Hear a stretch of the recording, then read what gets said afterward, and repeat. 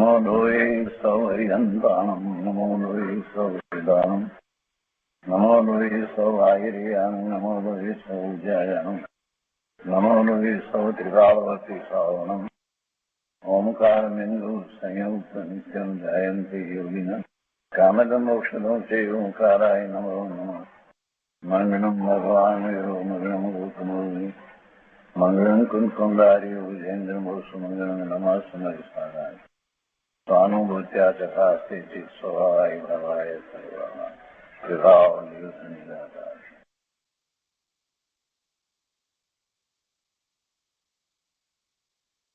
શ્રીમદ નૈમિત્તિક સિદ્ધાંતિ દેવ રચિત દ્રવ્ય સ્વાધ્યાય કરીએ છીએ. એમાં દ્રવ્ય સંગ્રહની ગાથા 42નો સ્વાધ્યાય પૂરો થવા આવ્યો છે. આ ગાથા શાસ્ત્રમાંથી વાંચનમાં લીધી, તે પછીથી પૂજ્ય બ્રહ્મદેવજીની ટીકા પણ આપણે કરી, અને તે પછી પૂજ્ય ગુરુદેવ કાંજી સ્વામીએ એનો જે વિસ્તાર કર્યો તેનો લગભગ બધો ભાગ આપણે પૂરો કર્યો છે. હવે છેલ્લો ભાગ આજે લઈએ છીએ.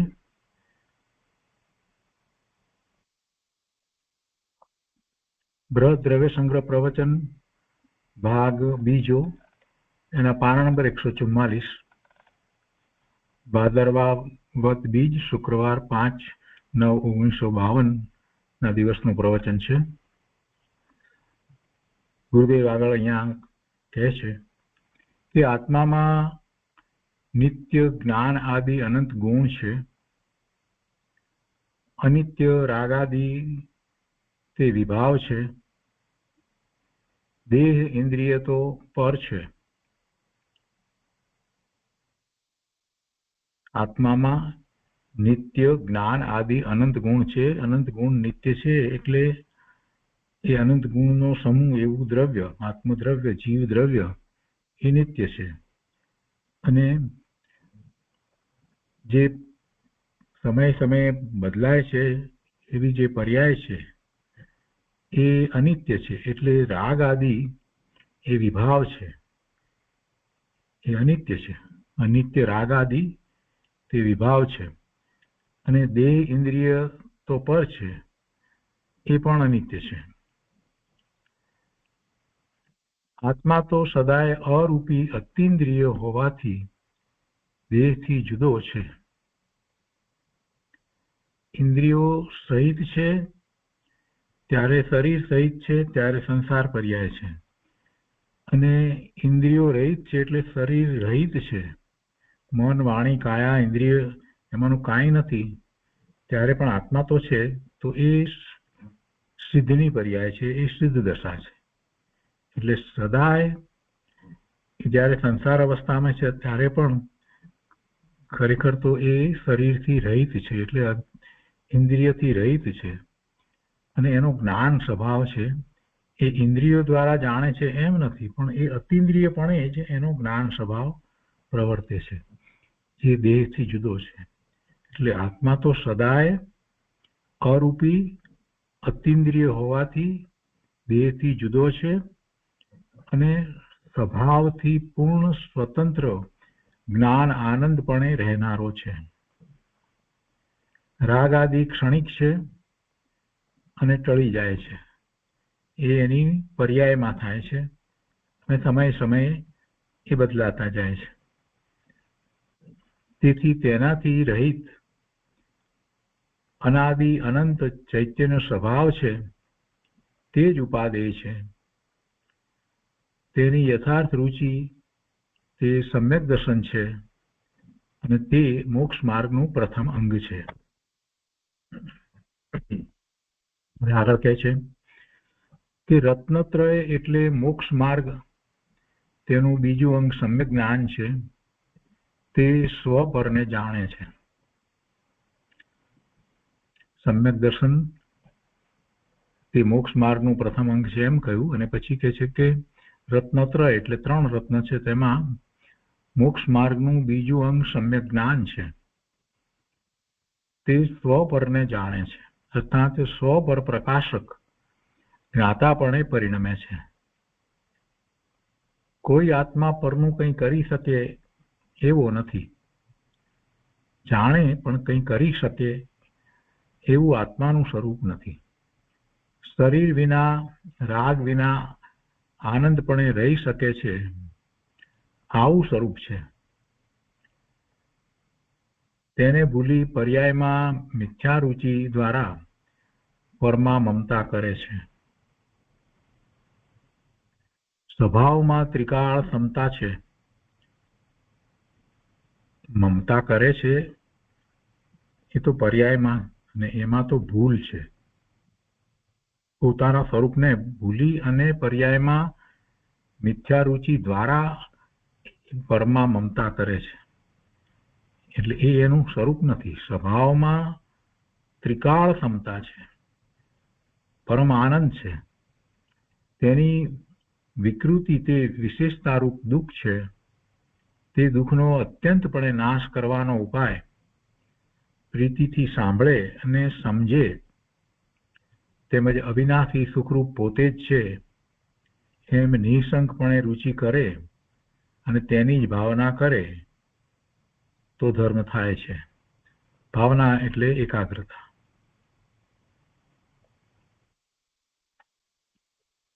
એને નાશ કરવાનો ઉપાય, શેને નાશ કરવાનો ઉપાય? દુઃખને. દુઃખ કઈ રીતે છે? તો કે છે કે પોતે સ્વભાવથી તો ક્ષમતા સહિત છે, પરમ આનંદ સ્વરૂપ છે, પણ તેની વિકૃતિ તે વિશેષતારૂપ દુઃખ છે, અને તે દુઃખનો અત્યંતપણે નાશ કરવાનો ઉપાય પહેલા તો એ સાંભળે, એટલે ભગવાનની વાણી દ્વારા એ સાંભળે, અથવા તો ભગવાનની વાણીમાંથી જે શાસ્ત્રોની રચના કરી છે એ દ્વારા, અથવા તો એવા ગુરુ દ્વારા સાંભળે અને સમજે, જેમ છે તેમ એને સમજે, સ્વીકારે. તેમજ અવિનાશી સુખરૂપ પોતે જ છે એમ શંકા વિના રુચિ કરે, નિર્ણય કરે અને એવી જ રુચિ કરે, એવા સ્વરૂપની પ્રાપ્તિની રુચિ કરે અને તેની જ ભાવના કરે. એટલે એની જ એકાગ્રતા કરે, એની જ ભાવના કરે, એ પ્રાપ્તિની જ વિશેષ રુચિ કરે તો ધર્મ થાય છે. એવો પુરુષાર્થ કરતા ધર્મ થાય છે. ગુરુદેવ એક ઉદાહરણ આપીને સમજાવે છે કે જેમ સાકર લેવા બજારમાં જવું હોય તો પ્રથમ તેની ઓળખાણ જોઈએ, યાદ રહે માટે તે ગોખતો જાય અને સાકરની દુકાને જઈ ખરીદ કરે. તેમ જે ચીજ જોઈએ છે તેનો પ્રથમ ખ્યાલ કરે અને તેમાં હે અને ઉપાદેશ શું છે તે નક્કી કરવું જોઈએ. જેની યથાર્થ રુચિ થાય તેને મેળવ્યા વિના રહે નહીં. યથાર્થ રુચિ થાય તો તેને મેળવ્યા વિના રહે નહીં. સંસારમાં અનંત આત્મા છે, એક એક આત્મા સ્વતંત્ર છે. વેદાંત પ્રમાણે કોઈ પરમાત્મા છે અને એના બધા આત્મા છે તે બધા એના અંશ છે, એટલે જ્યારે મુક્ત દશા થાય ત્યારે એ પરમાત્મામાં એ બધા ભળી જાય છે. એમ નથી. જૈન દર્શન એમ સ્વીકારતું નથી. અનંત આત્મા છે અને દરેક આત્મા સ્વતંત્ર છે, બીજાથી જુદો છે. કોઈ પણ પર્યાયમાં હોય ત્યારે એ બીજાથી જુદો જ છે. સંસાર પર્યાયમાં પણ જુદો છે અને સિદ્ધની પર્યાયમાં પણ એ જુદો જ છે અને જુદો જ રહે છે. મુક્ત આત્મા પણ અનંત છે. અનંત સિદ્ધ થયા એટલે મુક્ત આત્મા પણ અનંત છે. 6 દ્રવ્ય, તેના ગુણ, પર્યાય, નિમિત્ત, ઉપાદાન સ્વતંત્ર છે. 6 દ્રવ્ય સ્વતંત્ર અસ્તિત્વ ધરાવે છે અને 6 દ્રવ્યો એ દ્રવ્યની વ્યાખ્યા પ્રમાણે એ ગુણનો સમૂહ છે અને એનું પરિણમન થાય છે એટલે એની પર્યાય છે. એ બધું એ દ્રવ્યનું છે. જે દ્રવ્ય છે તેના ગુણ અને તેની પર્યાય, અને એ બીજા ઉપર આધાર રાખતા નથી. એનું અસ્તિત્વ અને પરિણમન સ્વતંત્ર છે. એવી જ રીતે નિમિત્ત, ઉપાદાન સ્વતંત્ર છે. નિમિત્ત એ બીજું દ્રવ્ય છે. જેમાં કાર્ય થાય છે અને પરિણામ નવા નવા થાય છે એ દ્રવ્ય તે ઉપાદાન છે. અને એવા પરિણમન થાય એ વખતે બીજું દ્રવ્ય ત્યાં હાજર છે અને એવા પરિણામમાં એ અનુકૂળ છે તો એને નિમિત્ત કહેવામાં આવે છે. એટલે જ્યારે કાર્ય થાય ત્યારે બીજા દ્રવ્ય ઉપર નિમિત્તનો ઉપચાર કરવામાં આવે છે. એટલે ખરેખર જે નિમિત્ત છે એ સ્વતંત્ર દ્રવ્ય છે અને એનું પરિણમન જે થઈ રહ્યું છે તે એના કારણે થઈ રહ્યું છે. ઉપાદાન માટે એ બીજું કંઈ નવું પરિણમન કરે છે એમ નથી. એટલે નિમિત્ત પણ સ્વતંત્ર અને ઉપાદાન પણ સ્વતંત્ર છે. રાગથી જુદો સ્વ પર પ્રકાશક પોતાનો જ્ઞાન સ્વભાવ છે. જ્ઞાન સ્વભાવને રાગની આવશ્યકતા નથી. રાગ છે તો એ જ્ઞાન જાણે છે એવો જ્ઞાનનો સ્વભાવ નથી. રાગને જાણવા વાળું જ્ઞાન છે એ રાગથી જુદું રહી અને એને જાણે છે. રાગ છે માટે જાણે છે એમ પણ નથી. રાગથી જુદો સ્વ પર પ્રકાશક પોતાનો જ્ઞાન સ્વભાવ છે એ વગેરે સમજવાની દરકાર કરે તો સમજાય. આ વાત તો બહુ પાત્ર હોય તેને સમજવા મળે. જે સનાતન દિગંબર જૈન છે, જો સનાતન શબ્દ મૂકી અને સંપ્રદાયના દિગંબરની વાત નથી કરી એમ આપણને સમજાય છે. જે સનાતન દિગંબર જૈન છે તેના ઘરની વાત છે. તેના ઘરની આ વાત છે. તો પણ અત્યારે કેટલાકને તો માન આદિ છોડી, પક્ષપાત છોડી સત્ય સમજવાની દરકાર નથી. ઉલટા સ્વતંત્ર વસ્તુ સ્થિતિની વાત સાંભળી વિરોધ કરે છે. તો અન્ય જે કર્મને કરતા માનનારા તથા ઈશ્વરને કરતા માનનારાને તો વિતરાગની વાત કઠણ પડે જ. જ્યારે આવું સનાતન દિગંબર વસ્તુનું સ્વરૂપ ભગવાનની વાણી દ્વારા પ્રકાશ્યું છે તો એને પક્ષપાત છોડી અને સમજવાની દરકાર નથી કરતા, ગુરુદેવ એમ કે છે. અને ઉલટા સ્વતંત્ર વસ્તુ સ્થિતિની વાત સાંભળી વિરોધ કરે છે.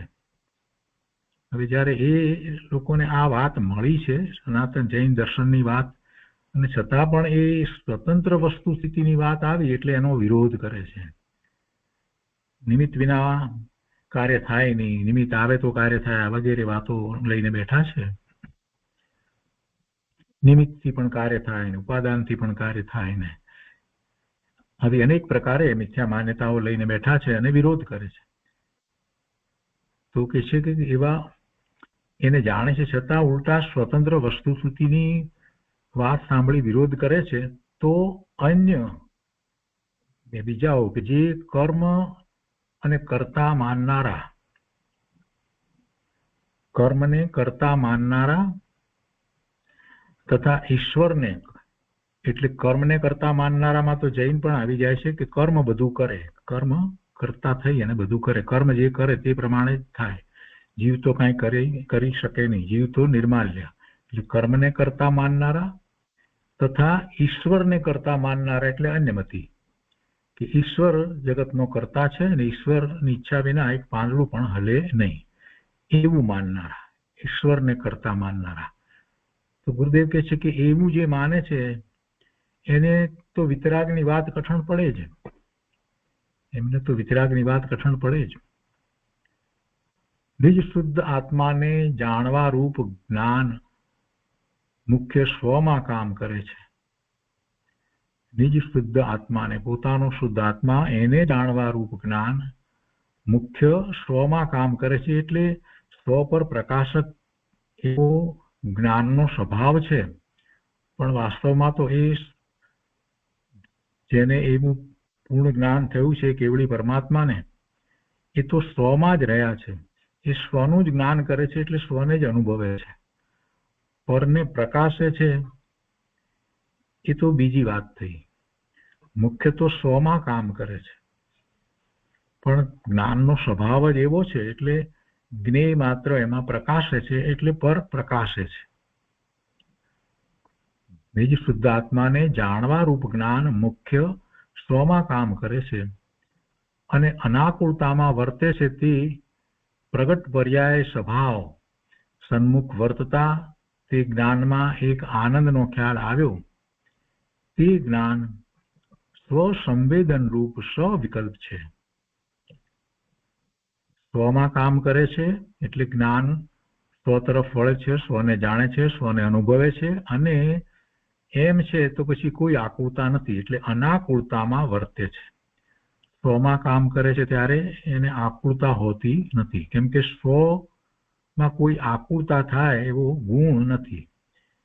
એટલે જ્ઞાન મુખ્ય સ્વમાં કામ કરે છે અને અનાકુળતામાં વર્તે છે. તે પ્રગટ પર્યાય, હવે એવું અનાકુળતામાં વર્તે છે ત્યારે જે પ્રગટ પરિણામ થયા છે, પ્રગટ પર્યાય છે, તે પ્રગટ પર્યાય સ્વભાવ સન્મુખ વર્તતા એટલે જેવો સ્વભાવ છે એવી જ વર્તે છે. અનંત ગુણના ભવનરૂપ એનો સ્વભાવ છે તો એવા સ્વભાવ સન્મુખ વર્તે છે એટલે એને અનુસરીને વર્તે છે. તો તે જ્ઞાનમાં એક આનંદનો ખ્યાલ આવ્યો અને તે જ્ઞાન સ્વસંવેદન રૂપ સ્વવિકલ્પ છે. આગળ કહે છે કે સ્વ પરની પ્રતીતિ તો હતી પણ પરને જાણતા આકુળતામાં વર્તતું હતું. જ્ઞાન પરને જાણતા આકુળતામાં વર્તતું હતું. તે જ્ઞાન સ્વસન્મુખ થયું એટલે સ્વસંવેદન રૂપ સ્વવિકલ્પ એ જ્ઞાન આનંદને અનુભવે છે.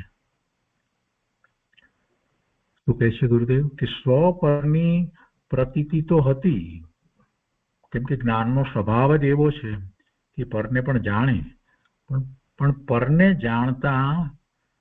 જાણે ત્યારે ઉપયોગ પર તરફ હોય અને પરને જાણે એમ અહીંયા વાત લેવી છે.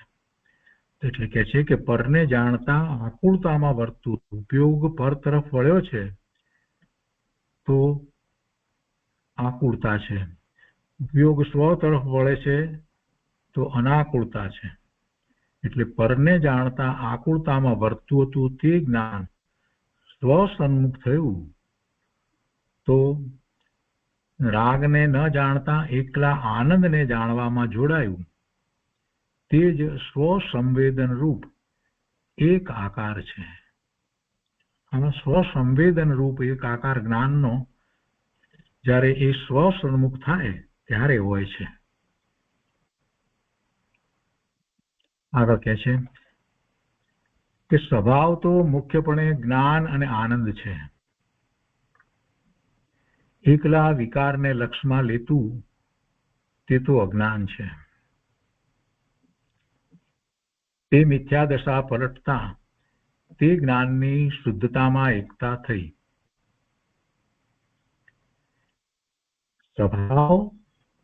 સ્વભાવ તો મુખ્યપણે જ્ઞાન અને આનંદ સ્વભાવ છે. જો સ્વભાવ તો અનંત ગુણના ભવન રૂપ છે, પણ એમાં મુખ્ય શું છે? મુખ્ય જ્ઞાન અને આનંદ, બે મુખ્ય. અનંત ગુણોનું એક રૂપ ભવન અંદરમાં જે ચાલી રહ્યું છે એને અનુભવે છે તો એમાં એને આનંદની અનુભૂતિ થાય છે અને એ અનુભવવામાં જ્ઞાન મુખ્ય છે. જ્ઞાન દ્વારા એ અનુભવે છે. એટલે સ્વભાવ તો મુખ્યપણે જ્ઞાન અને આનંદ છે. એકલા વિકારને લક્ષમાં લેતું તે તો અજ્ઞાન છે. એટલે જ્યારે પરનું લક્ષ કરે છે અને વિભાવ ભાવે થાય છે, વિકારી પરિણામ થઈ રહ્યા છે, એને લક્ષમાં લે છે, એને તો અજ્ઞાન કહ્યું. એ તો અજ્ઞાન છે. એને જાણે, પરને જાણે, જ્ઞાન પરને જાણે, પણ એમાં જોડાઈ અને એ વિકારી ભાવે થાય એમ નહીં, એના ભાવમાં ફેર પડી જાય. પરને જાણવું અને એમાં રોકાવું અને એ શુભ અથવા અશુભ ભાવે રોકાવું એ વિકારી ભાવ, વિભાવ ભાવ છે. એટલે એ વિકારને એકલા વિકારને જ્ઞાન લક્ષમાં લે એમ હોતું નથી. જ્ઞાની ધર્મીને એ જણાય છે, છતાં એને એવા વિકારી પરિણામ થતા નથી. અતિ મંદ પરિણામ, અતિ સૂક્ષ્મ પરિણામ એવા શુભ ભાવના થાય, પણ સાથે અનુભૂતિ થઈ છે એટલે આનંદ છે. એટલે એકલા વિકારને લક્ષમાં લેતું એવું તો જ્ઞાનીને હોતું નથી. એકલા વિકારને લક્ષમાં લેતું તે તો અજ્ઞાન છે. એકલા વિકારને લક્ષમાં લે ત્યારે તો એમ કહેવાય કે એને અજ્ઞાન છે. એટલે અજ્ઞાન એટલે મિથ્યાત્વ સહિત જ્ઞાનને અજ્ઞાન કહેવાય છે. સમ્યક દર્શન થયું નથી, આત્માની અનુભૂતિ નથી થઈ, એને તો એકલો વિકાર જ દેખાય છે, એને તો એકલો વિકાર જ લક્ષમાં છે. આત્માની અનુભૂતિ નથી થઈ, એને તો એકલો વિકાર જ લક્ષમાં છે. એટલે એવું એકલા વિકારને લક્ષમાં લેતું તે તો અજ્ઞાન છે. અને અજ્ઞાન કોને કહીએ છીએ કે મિથ્યાત્વ સહિત જ્ઞાન છે તે અજ્ઞાન છે. એટલે ગુરુદેવ અહીંયા કહે છે કે તે તો અજ્ઞાન છે ને તે મિથ્યા દશા છે. અને એ મિથ્યા દશા પલટતા તે જ્ઞાનની શુદ્ધતામાં એકતા થઈ. મિથ્યાત્વ ગયું એટલે જ્ઞાનની શુદ્ધિમાં એકતા થઈ.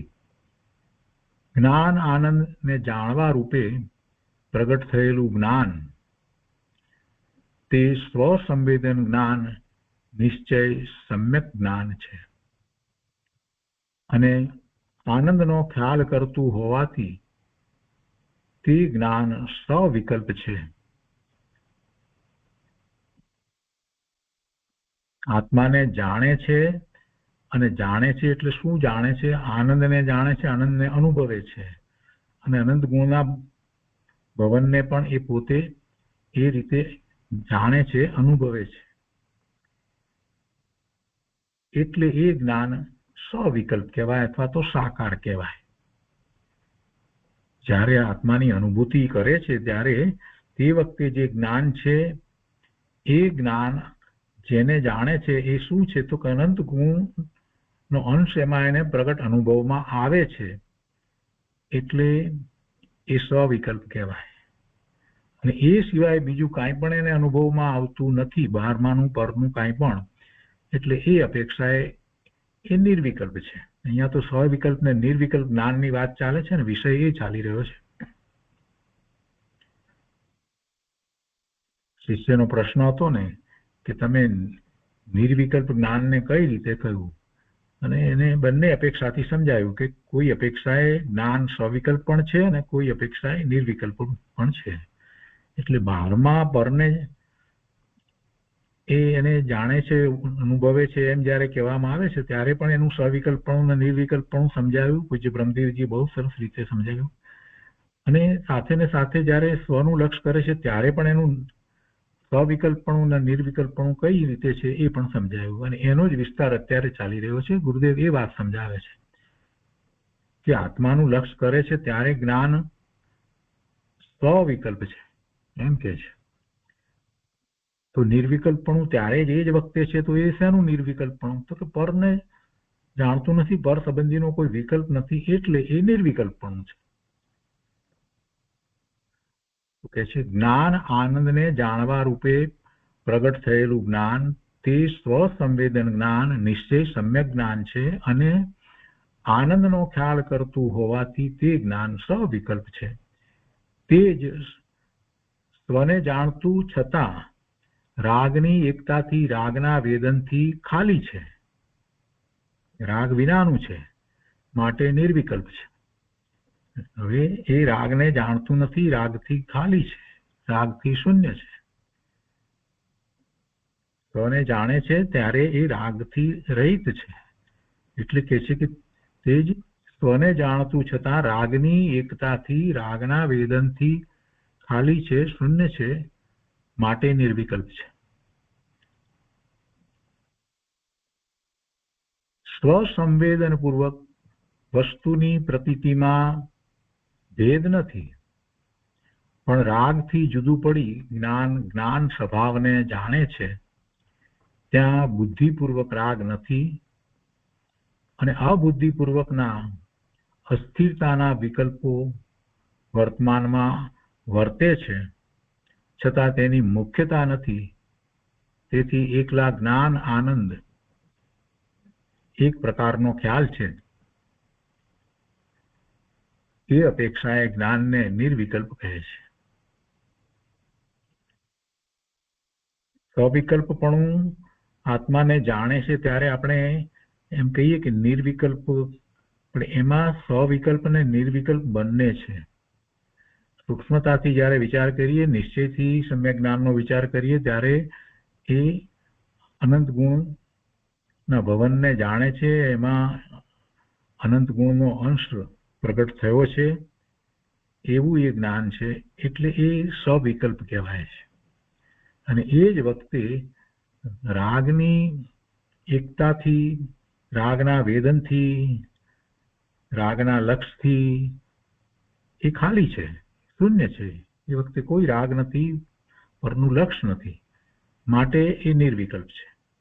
ને બીજી આગળ વાત કરતા કહે છે કે સ્વસંવેદનપૂર્વક વસ્તુની પ્રતીતિમાં ભેદ નથી. એટલે પાછી વાત એ સમજાવવી છે કે વસ્તુની પ્રતીતિ એટલે આત્માની પ્રતીતિ જે છે એમાં કંઈ જુદી રીતે પ્રતીતિ કરે છે એમ નથી, ભેદ નથી એટલે એમ.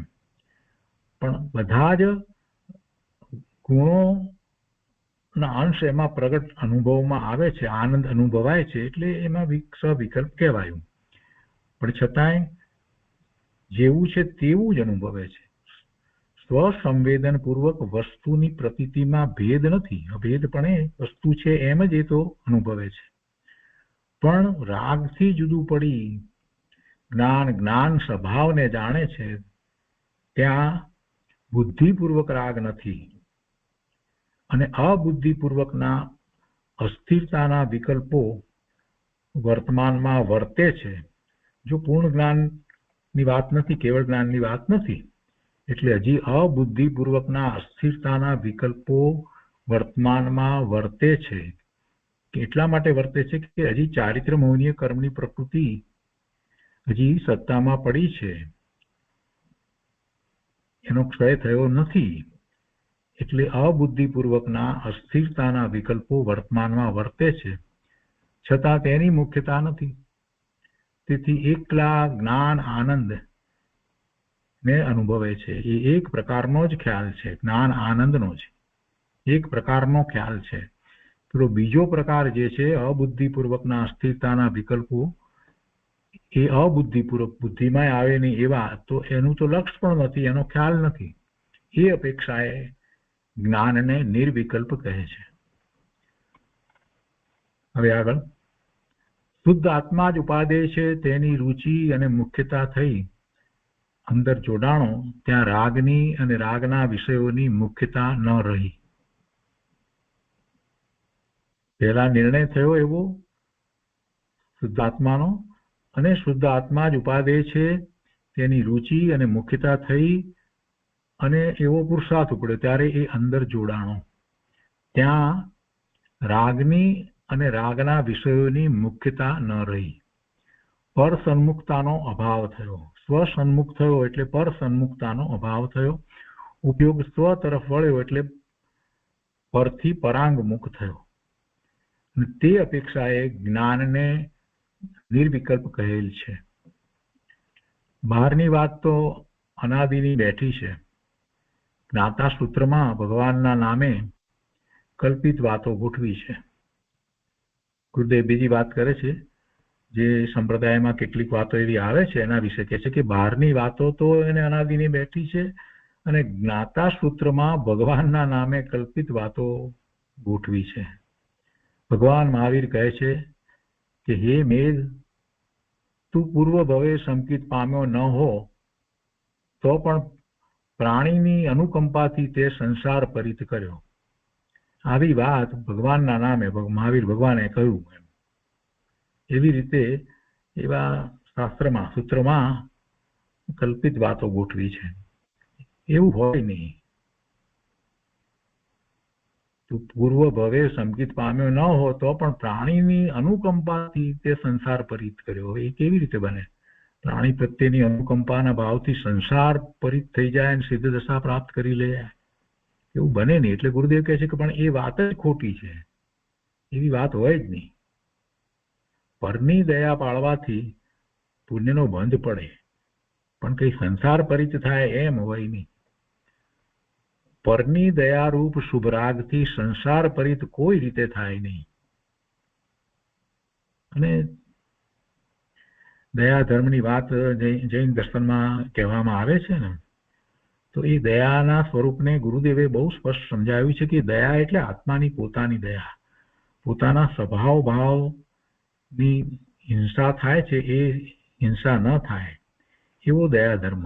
અહિંસા પરમો ધર્મ, એમાં અહિંસા એટલે કોની હિંસા ન કરવી, તો કે પોતાના સ્વભાવ ભાવની હિંસા ન થાય, એનો ઘાત ન થાય, એ અહિંસા પરમો ધર્મ છે.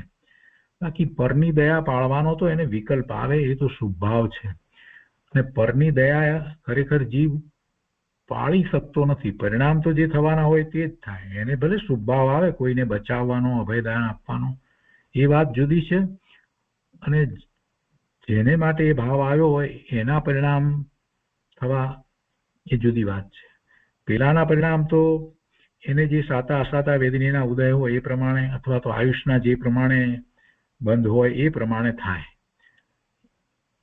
પણ આપણને એવો અનુકંપાનો ભાવ આવે, દયા પાળવાનો ભાવ આવે, તો એમાં પુણ્યનો બંધ આપણને થાય. પણ એથી કરી અને પેલાનું જીવન રહી જાય, એ મળતો અટકી જાય એમ બને નહીં. એનું આયુષ્ય હોય તો એ જીવે. એવી જ રીતે એને અસાતાનો ઉદય ન હોય તો એને કંઈ વાગે નહીં, નુકસાન ન થાય. આપણે માનીએ કે આપણે એને બચાવ્યો, પણ ખરેખર તો એનું શું છે, પુણ્ય છે કે પાપનો ઉદય શું છે, એ પ્રમાણે થાય. એટલે દયાની વાત તો બરાબર છે, એવો સ્વભાવ જ્ઞાની ધર્મીને પણ આવે છે. પણ એથી કરીને જ્યાં પરિણામ થઈ રહ્યા છે એ પરિણામ પરના પરિણામ ને હું ફેરવી શકું છું એવી માન્યતા હોતી નથી. જ્ઞાનીને એવી માન્યતા હોય નહીં. અને એવા પરિણામ જે થયા તો એ પોતાના સ્વભાવ રૂપે પરિણામ થયા, એમાં તો પુણ્યનો બંધ પડ્યો.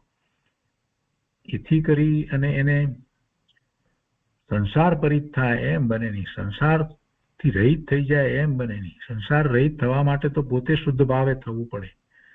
પોતે પોતાના સ્વભાવ ભાવનો ઘાત ન થાય એવી અહિંસા પાળવી પડે.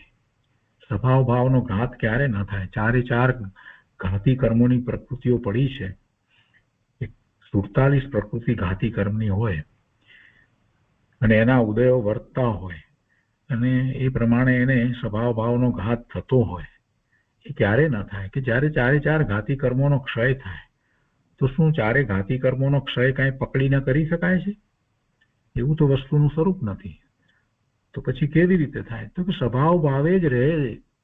પોતે સ્વભાવ ભાવથી ચ્યુત ન થાય તો પછી ક્રમે કરી અને ચારે ઘાતી કર્મોનો ક્ષય થાય છે, અને એનું નામ જ ધર્મ છે. પણ પરની દયારૂપ શુભરાગથી સંસાર પરિત કોઈ રીતે થાય નહીં. અંદર સ્વભાવ સન્મુખ થયા વિના, શુદ્ધ દ્રવ્યનો આશ્રય કર્યા વિના સંસાર કદી તૂટે નહીં. આગળ કહે છે, જ્ઞાને જ્ઞાન સ્વભાવને જાણ્યો તે વખતે જ્ઞાનનું સ્વ પર પ્રકાશક સામર્થ્ય હોવાથી નહીં ચાહેલા વિકલ્પ છે તેને પણ તે જાણે છે. એટલે કે તેને જાણવાનું સામર્થ્ય રાખે છે.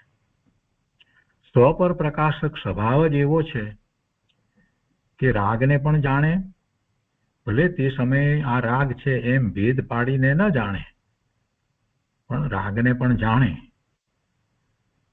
સ્વ પર પ્રકાશક સ્વભાવ જ એવો છે કે રાગને પણ જાણે, ભલે તે સમયે આ રાગ છે એમ ભેદ પાડીને ન જાણે, પણ સ્વ સંવેદન જ્ઞાન સ્વ પર પ્રકાશક તાકાત લઈને જ પ્રગટ્યું છે. સ્વ સંવેદન જ્ઞાન સ્વ પર પ્રકાશક તાકાત લઈને જ પ્રગટ્યું છે. જો બે વાત સાથે લીધી છે ગુરુદેવે, ઊંચવાળો કરવા જેવું નથી. એક વાત સ્વ પર પ્રકાશક સ્વભાવ કેવો છે એ સમજાયું. એટલે સ્વને જાણે અને સ્વને પ્રકાશે. જાણે છે એટલે એવું જ એ પ્રકાશે છે, અને પરને જાણે અને પરને પણ પ્રકાશે જેવું પર છે તેવું જાણે અને એવું જ પ્રકાશે છે. એટલે સ્વ પર પ્રકાશક સ્વભાવ જ એવો છે. એ પરને પ્રકાશે તો પછી પોતાના પરના લક્ષ્ય થતા જે ભાવ જે છે રાગ, એને પણ એ જાણે, અને જાણે અને જરાક વિચાર કરે તો એને ખ્યાલ પણ આવે કે પોતે ક્યાં છે. અને કદાચ એ રાગને જાણે તે સમયે આ રાગ છે એમ જુદું ન પાડે, કેમ કે રાગમાં આગળ વધી ગયો હોય તો પણ એ રાગને જાણે છે કે આ રાગ થયો, રાગને પણ જાણે, ભલે તે સમયે આ રાગ છે એમ ભેદ પાડીને ન જાણે, પણ પછી પણ એને ખ્યાલ આવે કે આ રાગ થયો, દ્વેષ થયો, ક્રોધ થયો, માન થયું, માયા થઈ, લોભ થયો, 9 પ્રકારના 9 કષાયો થયા. આ બધું એને ખ્યાલ તો આવે છે. એ ખ્યાલ કેવી રીતે આવે છે? એ એનો જ્ઞાન સ્વભાવ છે એટલે. અને એ બધું જે છે એ એનાથી જુદું છે, પોતાના સ્વભાવથી જુદું છે, એટલે એ અપેક્ષા એ બધું પર છે પોતાના પરિણામ, પણ છતાં પણ એ પોતાના સ્વભાવને અનુસરીને નથી, એટલે એ અપેક્ષા એ બધું પર છે. અને એ વખતે ઉપયોગ પણ સ્વ તરફ નથી, પર તરફ છે. એટલે એને એ જાણે છે. સ્વ પર પ્રકાશક સ્વભાવ જ એવો છે કે રાગને પણ જાણે, ભલે તે સમયે આ રાગ છે એમ ભેદ પાડીને ન જાણે કે આ રાગ છે એનાથી હું જુદો છું, એવો એ સમયે એને ભેદ ન પડે. જ્ઞાની ધર્મી સિવાય બીજાને એવો ભેદ પડતો નથી. જ્ઞાની ધર્મીને જ ભેદ પડે છે. જ્યારે એનું લક્ષ્ય, ધર્મી જ્ઞાનીનું લક્ષ્ય પર તરફ થયું છે અને જેને શુભાવ થયો છે, તો એ વખતે પણ એને ખ્યાલ આવે છે કે આ મારો સ્વભાવ નથી, આ પરના લક્ષ્યે થયેલો ભાવ મારી પર્યાયમાં થયો છે, પણ એ મારા પુરુષાર્થની નબળાઈ છે, એવો એને ભેદ તરત જ પડી જાય છે. એ ભેદ પાડીને જાણે, પણ બીજા બધા જાણે એમ હોતું નથી. પણ છતાંય ન જાણે, ભેદ પાડતા નથી, એ રાગ છે એમ ભેદ પાડીને એ સમયે ન જાણે, પણ કહે છે સાથે કે બીજી વાત હવે કહે છે કે પણ સ્વસંવેદન જ્ઞાન સ્વ પર પ્રકાશક તાકાત લઈને જ પ્રગટ્યું છે. સ્વસંવેદન જ્ઞાનમાં એ સ્વ પર પ્રકાશક તાકાત એવું સામર્થ્ય એમાં પડ્યું જ છે. એટલે સ્વસંવેદન જ્ઞાન જે છે તે વખતે એનું લક્ષ્ય પર તરફ નથી, અને છતાં પણ અબુદ્ધિપૂર્વકના રાગ વગેરે અંદર થઈ રહ્યા છે એ તરફ એનું લક્ષ્ય નથી, પણ એમાં એનું એ સામર્થ્ય છે. એમ કે છે કે સ્વસંવેદન જ્ઞાન સ્વ પર પ્રકાશક તાકાત લઈને જ પ્રગટ્યું છે. એટલે જ્યારે સ્વસંવેદન જ્ઞાન થાય તો પરને જાણવું ને પ્રકાશવું, એ સામર્થ્ય એનું ચાલ્યું જતું નથી, એ સામર્થ્ય એની સાથે રહે જ છે. એ વખતે એ પરનું લક્ષ્ય નથી, એને પરના જ્ઞાનથી, એ અપેક્ષાથી એમ કહેવાય કે શૂન્ય છે. તેથી એનું સામર્થ્ય, પર પ્રકાશકનું સામર્થ્ય એ ચાલ્યું જતું નથી, પર પ્રકાશકનું સામર્થ્ય તો રહે જ છે. અને એટલા માટે જ કેવળી ભગવાનને કેવળ જ્ઞાન થયા પછીથી એમનો ઉપયોગ તો સ્વમાં સ્થિર થઈ ગયો છે, છતાંય જ્ઞેય માત્ર પર જ્ઞેયો છે. બધા એ બીજા બધા જ્ઞેય છે, પર જ્ઞેયો છે. જગત આખાના 3 લોકના બધા જ પદાર્થોની 3 કાળની પર્યાયો એ બધા પર જ્ઞેયો, એ બધા પ્રકાશે છે, એ બધા એમના જ્ઞાનમાં પ્રતિબિંબિત થાય છે. એટલે સ્વસંવેદન જ્ઞાન એ રીતે સ્વ પર પ્રકાશક તાકાત લઈને જ પ્રગટ્યું છે. એટલે એવું જ જ્ઞાન છે. એ પેલું પર પ્રકાશક પણ કઈ એ નીકળી જાય છે એવી કોઈ વાત નથી. ગુરુદેવે આ વાત અહીંયા સ્પષ્ટ કરી છે, અને કેવળી ભગવાનના ઉદાહરણથી આપણે એ વાતને વધારે સારી રીતે સમજી શકીએ છીએ. આગળ અહીંયા કહે છે કે આત્મા જ્ઞાન સ્વભાવી વસ્તુ છે. જેનો સ્વભાવ જાણવાનો છે તે સ્વ પર પ્રકાશક સામર્થ્ય સહિત જ કામ કરે છે. સ્વસન્મુખ ટાણે એટલે આનંદને, જ્ઞાનને જાણવા ટાણે રાગના અભાવની અપેક્ષાએ નિર્વિકલ્પ છે, પણ તે ગૌણ રૂપ રહેલા રાગને ન જાણે એવું નથી. વધારે સ્પષ્ટતા કરી ગુરુદેવે. સ્વસન્મુખ ટાણે, સ્વસન્મુખ થયું છે જ્ઞાન એ વખતે, એટલે કે આનંદ ને જ્ઞાનને જાણવા ટાણે, સ્વસન્મુખ ટાણે એટલે આનંદને જ્ઞાનને જાણવા ટાણે રાગના અભાવની અપેક્ષાએ જ્ઞાન આનંદને જાણે છે એમ કહેવાનું છે અહીંયા. એટલે કે આનંદ ને જ્ઞાન જાણે એ વખતે રાગના અભાવની અપેક્ષાએ નિર્વિકલ્પ છે. રાગ નથી એટલે નિર્વિકલ્પ છે.